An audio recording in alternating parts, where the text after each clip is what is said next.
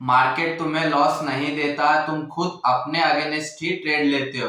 तुमने प्रॉपर सब कुछ रूल बना रखा है लेकिन उसको बिल्कुल भी फॉलो नहीं करते हो। ट्रेड लेने से पहले तुम्हें सब कुछ सही से पता है, कहाँ तुम्हारा स्टॉप लॉस है, कहाँ तुम्हारा टारगेट है, कितना तुम्हारा लॉस होगा, कहाँ पे तुम्हें एग्जिट करना है, ए टू जेड पता है।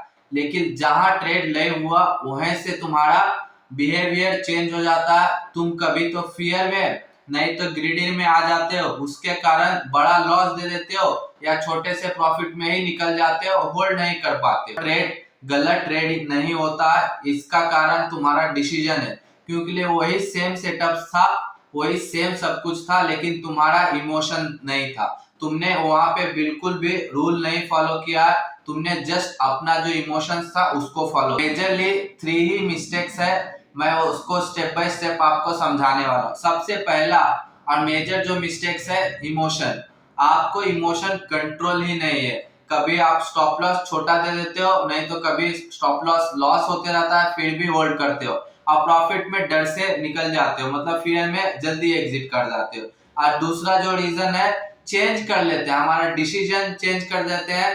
आपने प्लान किया कि यहाँ पे आपको एग्जिट करना है, लेकिन आपने जल्दी एग्जिट कर दिया। उसी केस में आपने ये भी प्लान किया कि आपको यहाँ पे स्टॉप लॉस लगाना है, लेकिन आप स्टॉप लॉस को होल्ड करते हो, आप वो डिसीजन चेंज कर देते हो। और तीसरा जो रीजन है, वो हम अपने ट्रैक नहीं करते, मतलब हमारे बिहेवियर को ट्रैक नहीं करते। इसी कारण से हमेशा सेम मिस्टेक्स होते रहते हैं, वही मिस्टेक्स आप कंप्लीटली रिपीशन में करते रहते हो, उसके कारण से कंप्लीटली लॉसेस होते। मैं भी सब ये मिस्टेक्स करता था, मैं भी लॉस करने के बाद कंट्रोल करने के लिए सोचता था, लेकिन उसके बाद फिर मैं लॉस करता था, क्योंकि मैं उस कारण में ओवर ट्रेड कर देता था। तब मुझे समझ आया कि ट्रेडिंग यहाँ पे नंबर्स का कोई गेम नहीं है, ट्रेडिंग सिर्फ बिहेवियर का गेम है। क्योंकि सेम चार्ट होता है और सेम रिजल्ट नहीं आ पाता है, डिफरेंट रिजल्ट आता है, लेकिन वही केस में एक और सेम चार्ट होगा, उस टाइम आप प्रॉफिटेबल होगे। उसी कारण से मुझे समझ आ गया कि यहाँ पे डिसीजन चार्ट का प्रॉब्लम नहीं, हमारा डिसीजन का प्रॉब्लम, मतलब यहाँ पे चार्ट का कोई प्रॉब्लम ही नहीं है, हम जो सोच रहे हैं, जिस हिसाब से हम डिसीजन ले रहे हैं, उसी का प्रॉब्लम है। तो मैंने अपने लाइफ में या ट्रेडिंग करियर में 2 से 3 इंपॉर्टेंट टिप्स बनाया, या आप कह सकते हैं कि रूल्स मैंने लाया। तो मेरा धीरे धीरे स्लोली स्लोली वो रूल्स मैंने फॉलो किया, तो मैं जो लॉसेस कर रहा था या जो माइनर मिस्टेक्स कर रहा था, वो आगे जाकर वो मिस्टेक्स मैं नहीं कर रहा था। वही मैं आपका पर्सनल रूल मैंने पर्सनली फॉलो किया हो। अगर आप भी करोगे तो 90% चांस है कि आप जो मिस्टेक्स कर रहे थे, वो मिस्टेक्स मिनिमम 90% कम हो जाएगा। सबसे फर्स्ट रूल यही है कि ट्रेड लेने से पहले आपने सब कुछ प्लान करना है, मतलब ए टू जेड आपको जितना रिसर्च करना है, जो भी एनालाइज करना है, सब ट्रेड लेने से पहले। क्वांटिटी भी हो सकता है, आपका स्टॉप लॉस भी हो सकता है, आपका टारगेट भी हो सकता है, सब कुछ आपको पहले ही डिसीजन लेना है, पहले ही प्लान कर लेना है। ट्रेड लाइव होने के बाद आप कुछ भी नहीं कर सकते हो, मैक्सिमम कुछ कर सकते हो तो अपना स्टॉप लॉस छोटा कर सकते हो या कॉस्ट टू कॉस्ट लाकर रख सकते हो, मतलब रिस्क फ्री ट्रेड कर सकते हो। इसके अलावा आप क्वांटिटी भी मत ऐड करिए, इसके अलावा स्टॉप लॉस भी मत होल्ड करिए, स्टॉप लॉस छोटा भी मत करिए, टारगेट भी बड़ा मत करिए, बिल्कुल कोई भी डिसीजन आप मत। दूसरा यही रूल है कि हर ट्रेड को आप रिकॉर्ड करिए, मतलब रिकॉर्ड रखिए। आप उसको जर्नलिंग कहते हैं ट्रेडिंग करियर में।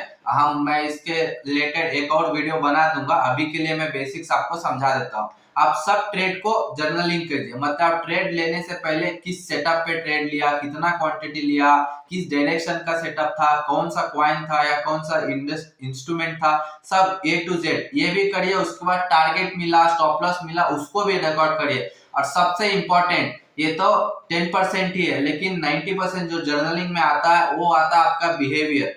बिहेवियर बहुत लोग नहीं इंपॉर्टेंस देते हैं, लेकिन बिहेवियर रिकॉर्ड रखना बहुत इंपॉर्टेंट है।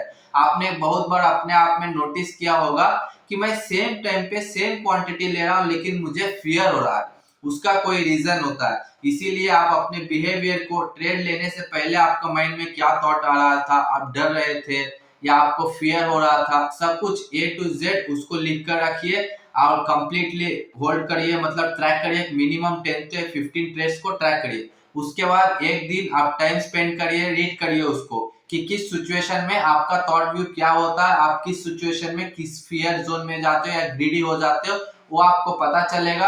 आप उसको स्लोली स्लोली इंप्रूव करोगे तो ऑटोमेटिक जो आपका बिहेवियर था फियर हो सकता है, ग्रीडी हो सकता है या ओवर ट्रेडिंग हो सकता है, सब धीरे धीरे कम हो सकता है।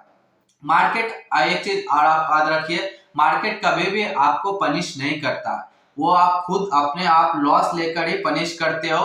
अगर आप कंट्रोल नहीं कर पाओगे तो कोई भी स्ट्रैटेजी आपका प्रॉफिटेबल नहीं बन सकता। आप जो मिस्टेक्स करते हो उसको हमेशा रिपीटेशन में मत करिए, उसको हमेशा आप इंप्रूव करने के लिए कोशिश करिए। आप कभी भी एक साइकिल में आ जाते हो, वो साइकिल को ब्रेक करिए। वो साइकिल क्या है? Loss profit. वो साइकिल को आप ब्रेक करिए, ट्राई करिए कि प्रॉफिट प्रॉफिट लॉस हो या लॉस प्रॉफिट प्रॉफिट लॉस हो। ये साइकिल में अगर आप आ जाओगे तो 100% प्रॉफिटेबल ही हो